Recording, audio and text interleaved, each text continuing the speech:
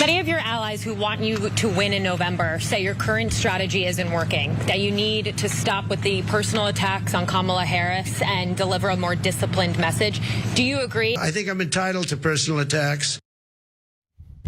I did not need to hear that from him. I've been pretty sure that's how he felt in general for about a decade now.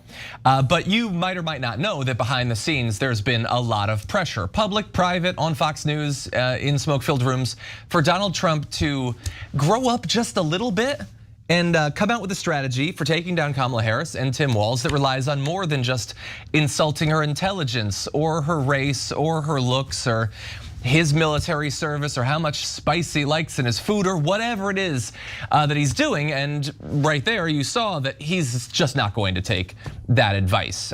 He really does feel like he's entitled to say these things. He has these thoughts. He has no ability to control his deepest, darkest impulses, and so he vomits them out in press conferences like you just saw. And the excuse being like that she's called me weird, he goes on to say, that's just no excuse for like a grown man to use, but he thinks it's good enough. Take a look. I'm very angry at her that she'd weaponized the justice system against me and other people. Very angry at her. I think I'm entitled to personal attacks. I don't have a lot of respect for her. I don't have a lot of respect for her intelligence. And I think she'll be a terrible president. And I think it's very important that we win. And whether the personal attacks are good, bad, I mean, she certainly attacks me personally. She actually called me weird. He's weird. It was just a soundbite. And she called JD and I weird. Some people say, oh, why don't you be nice? But they're not nice to me. They want to put me in prison, just so you understand. They tell me I should be nice. They want to put me in prison. It's never happened before in the history of our country. I did nothing wrong. They called me weird. Can you believe this, honey bunches of oats? They called me weird. What a strange, strange fellow. The funny thing about it is, yes, there are probably some reporters or people that like Harris and thus want him to stop being mean to her or whatever. But he seems to be almost entirely missing the point. Those telling him to stop attacking her are not doing it because you need to be nice. They're saying it because you need to look nice. People don't like you, they don't want to support you. They think that you're a mean weirdo and they don't want to be a part of your political thing. If you could mature a little bit, show a little bit of control of your emotions, then you might reassure some people that you being the next president would not be an absolute disaster. They're trying to help him, but he cannot be helped. Not when it comes to things like controlling himself. So I come at this from a unique perspective because, as all of you know that I've been watching the show for some time. I believe in negative campaigning. 98 if not 100 out of 100 pundits on TV, especially Democrats, will say, Democrats and mainstream media will say like, no negative campaigning, keep it civil. And when they go high, when they go low, you go high, and don't, right? No, I don't believe that at all. But does it depend? Of course it depends. What are you going negative about? Going negative about a record? Yeah, that makes sense, right? What are we running on? You're running on your record. If your record sucks, I gotta tell people it sucks. I'm running against you. This is actually the #1 problem that Bernie Sanders had. He could not get himself to go negative if his life depended on it, and our progressive lives, political lives depended on it, and he wouldn't do it, right? So, on the other hand, if you're going negative on someone's gender or race, that's a very dangerous path because it makes no sense, and all you're going to do is alienate people. So what are you going negative on, right? So, and with Trump, we have the answer.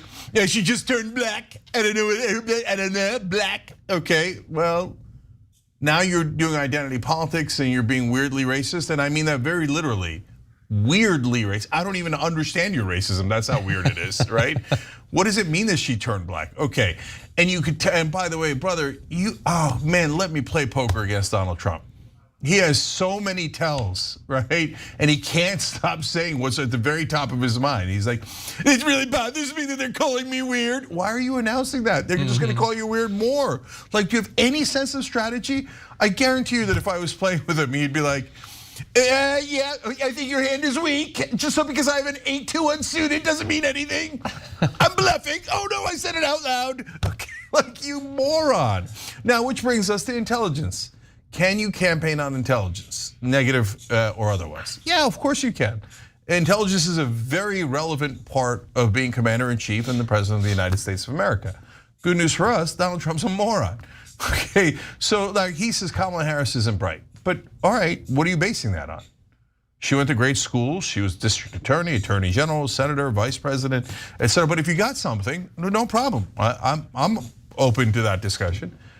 It sounds like since you don't have anything to back it up, you're saying that based on stereotypes.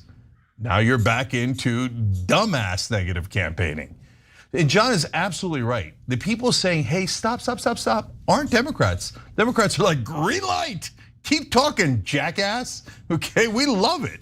So no, it's people trying to help you. Not because they think you're being mean, but because they think you're not being effective.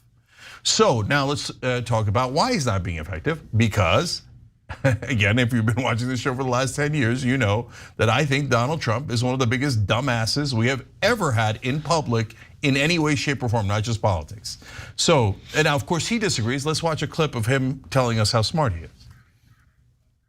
I'm very consistent. I'm a very stable genius. I'm an extremely stable genius. Actually, he goes on to say, throughout my life, my two greatest assets have been mental stability and being like really smart. And he literally writes, like I'm not throwing really that in there, smart. yes, I want to point out. Go Like ahead. really smart. I went from very successful businessman to top TV star to president of the United States on my first try. I think that would qualify as not smart, but genius, and a very stable genius at that. We sold a lot of very stable genius shirts at shoptyt.com after those statements. Because who says that? Who walks into a bar and goes, I'm extremely stable? And who doesn't run away from that guy? He says, one of the two things I'm known for is mental stability.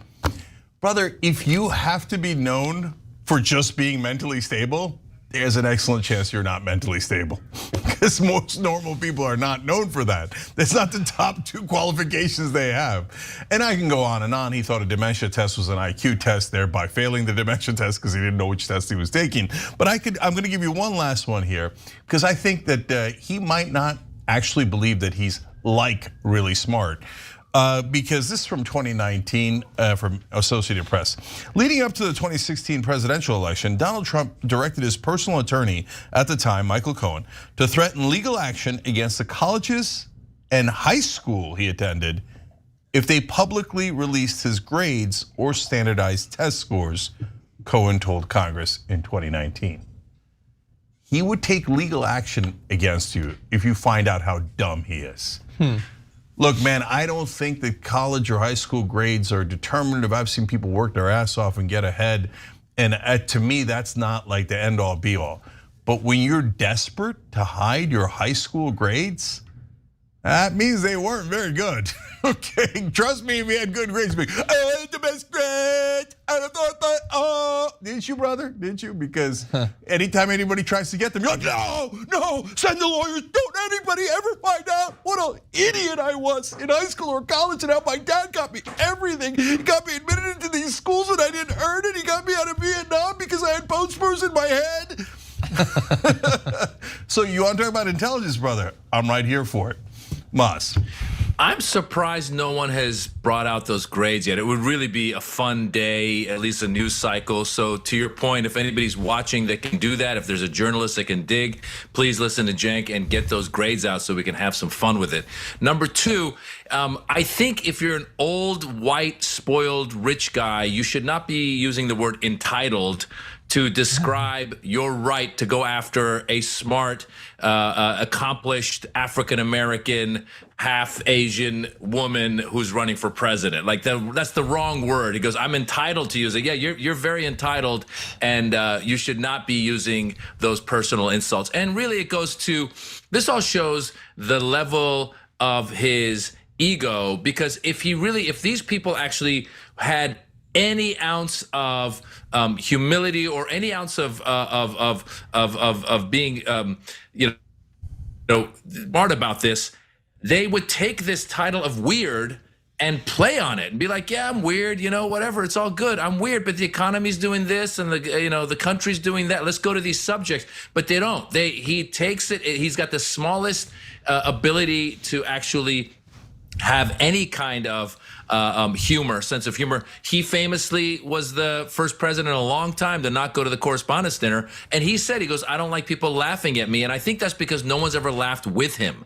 Yeah. And so we see this. And by the way, if you want to talk about weird, look at the backdrop that he's standing in front of. It looks like he's trying to replicate the front of the White House so that maybe, the Rose Garden, so maybe some of his followers that are watching think, oh, he's actually at the White House. And look at the number of flags they got coming out of that back room. It's like, how many flags do you know what I'm saying? Like, we get it. You're patriotic. But that's weird. That in itself is all weird because it's all such signaling of like, look at what a great guy I am. America, America, America. I might end up making out with this flag in a second like I did in the past. So the guy is weird, and good on Tim Walz for bringing this label to these people. They are weird. They don't have a sense of humor. And no, you're not entitled to go after her because the problem is, guys, that this is all he knows. If there's one thing Donald Trump is good at, it's nicknames. He's this meathead who probably was the guy who was giving nicknames back in the day, and he's moved on, and he's pretty good at nicknames. Sleepy Joe and Crooked Hillary and Little Marco Rubio. And then he gets to this strong, smart African-American woman, and he can't because he knows deep down inside the words are very racist and they're very sexist. And he's like, and he may go there. As the numbers start to dip, you might see, we saw some leaked video of him calling her a B word, but you may actually see him in one of these press conferences he keeps calling, actually go there with some nickname that we're all going to be talking about. And please play this clip again if and when he goes racist on her with the nickname. Yeah, that's certainly possible. So I'm not sure the video showed that. That was kind of mixed, but there's a lot of reporting that he said it behind the scenes. And besides, would MAGA be surprised? Would anybody be surprised? But I wanted to comment on a couple of things that Maz just said real quick. The flags, remember it's Bedminster, New Jersey. That's where his golf course is. That's where he buried his ex-wife for a tax cut. And that's where he transported some of the stolen documents he still has. So the flags might just be covering up boxes of documents back there. Okay, I just wanted to clarify that. And you said, he was like an old bully that ran out of material. He's literally Biff from Back to the Future. They modeled Biff after Trump, because Trump's of course been around for a long, long time. And so that's also true. And then, but I wanted to give last word to one of our members. We love doing the show with our members. Hit the join button below, become part of the show, become part of the Young Turks. JJ Belmar wrote in. Cenk says that Trump's campaign is spiraling down the toilet, but it's a beautiful toilet, tremendous toilet, the most beautiful toilet ever, and nobody knows about toilets as much as Trump does. Okay, and I like it because it's both funny and true, because he actually did these toilets that were too expensive in Trump Air when he bought that airline, and it's part of what bankrupted the airline. Beautiful toilets, I want the best toilets. They're like, sir, it costs too much, it's gonna cost more. I don't care. And remember, on the toilets, he would rip up the secret documents and throw them down the toilet, and it caused clogging issues in the White House. Yeah. Anyway, I love our members. That's smart and funny and appreciate. Yeah, I love the idea that his lifelong need to have a powerful flush bankrupted at least one company. Anyway, let's go on to a related topic. As we've said, there are a number of Trump allies, both in private and public, that are cautioning him against continuing this bizarre series of attacks against Kamala Harris, especially on her race, as we alluded to, the weird attack about her becoming black or whatever that was supposed to be. But not everybody wants to be seen to be opposing him on this topic. Here is Representative Nancy Mace on CNN, and to hear her tell it, she hasn't even heard that this stuff has been going on. Trump injecting Vice President Harris's race and then suggesting that she's not actually black. Why is he doing that? Should he stop? Well, I mean, yes or no? I didn't hear him say it. I didn't hear what he said about her race. I am not going to weigh in on her race. As a woman, I did say it. Okay, well, as a woman, I want to weigh in. She turned black.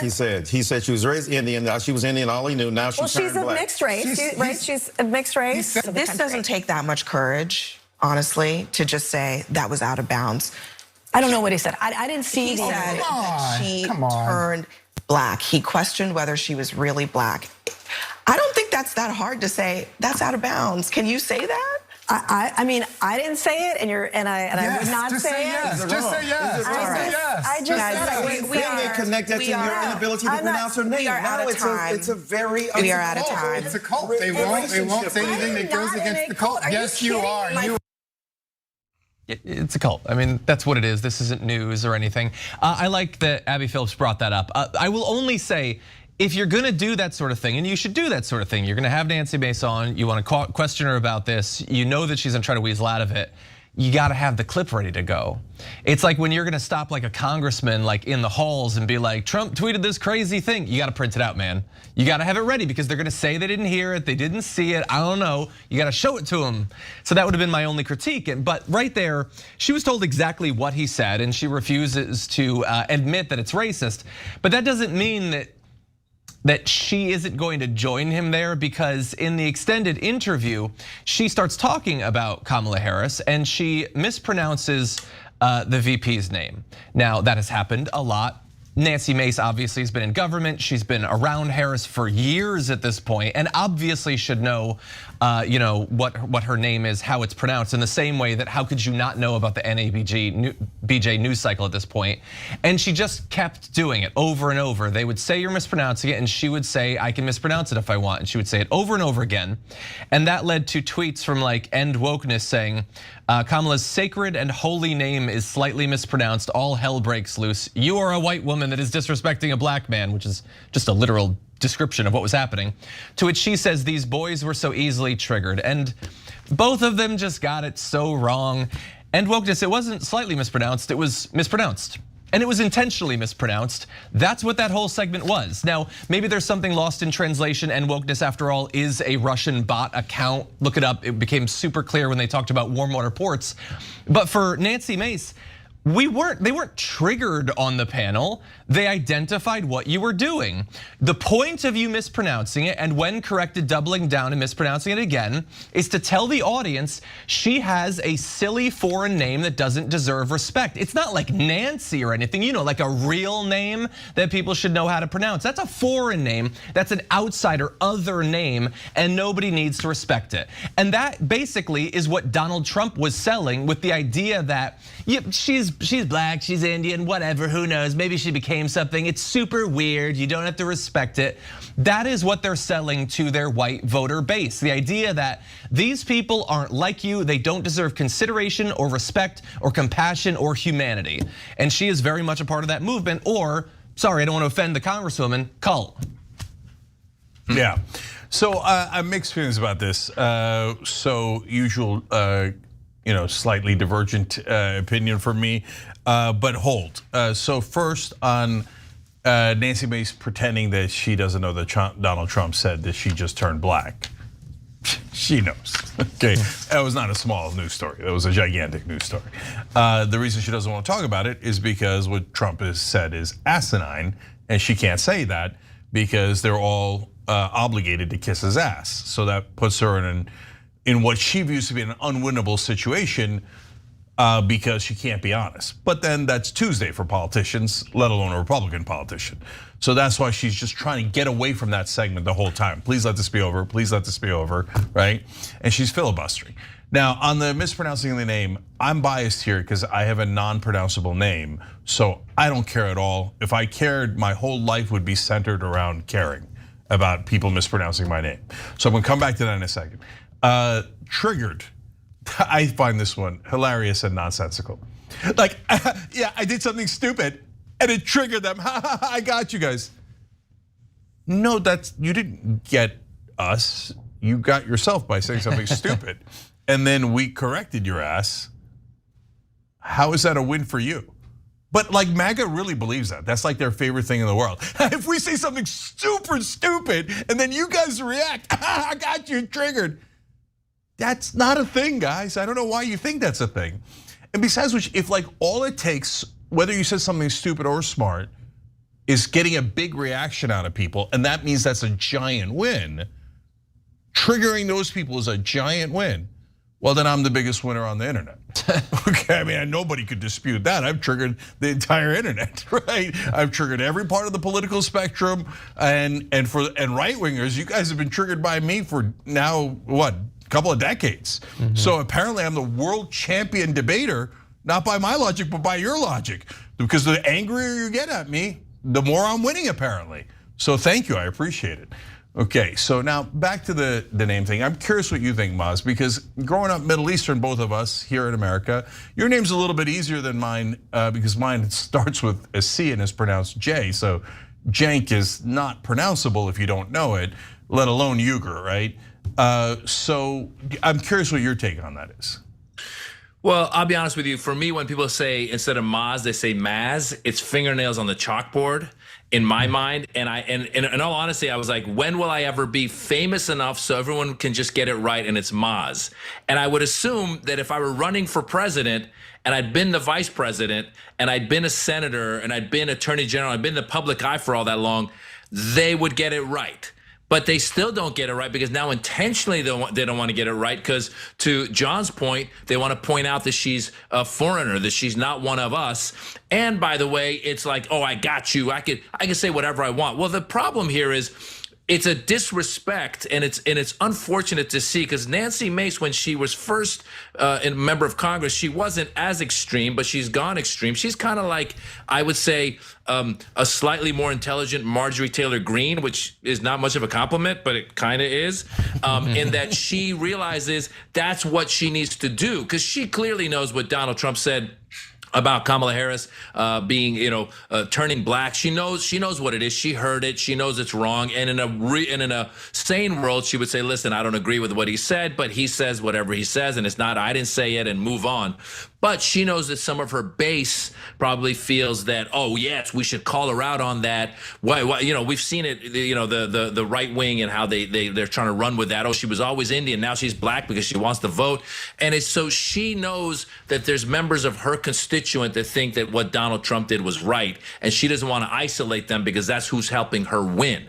And so it's just sad to see somebody like this go on TV and just be so, she's basically playing to an audience of one, but then the audience of one in his base because that's what she needs. And we see that all the time. There's no spine in these people. And if I'm a voter in North Carolina, I'm going, gosh, I don't know. I don't like this person. And I'm really going to look at what they've done for my district and see if I would want to vote for them again, because I just feel that they take their own constituents as fools and suckers, and they make their constituents dumber and dumber by trying to play down to their stupidity. And then they come across as, there's a congresswoman for God's sake, talking like this. It's just, it's sad to watch. Okay, let me be specific about the issue I have, and maybe you still disagree with me. I'm not getting down on her for mispronouncing a person's name. You can mispronounce a name. What you should have is the strength of character, or like the fundamental grace to, when you're corrected, you update your understanding of it and you say it correctly. Particularly if you are mispronouncing the name of a black woman and you're on a panel with multiple black people that are telling you it is fundamentally disrespectful, and you're doubling down and saying, no, I don't care about y'all's people's names, I'm gonna say it however I want. But the bigger issue is, this is not some random person that she just found out about. She's been around for a long time. We've heard her name many times. And again, even then I wouldn't have an expectation for most Republicans. But when you are corrected on the panel, just correct yourself and then move on. She decided to make this her stance. I'm not fundamentally all that down on people mispronouncing names. Again, the racial stuff is different, but people have pronounced my last name when they meet me with an L only about 30,000 times in my life. I don't take it personally because they don't know who I am because I'm not that notable.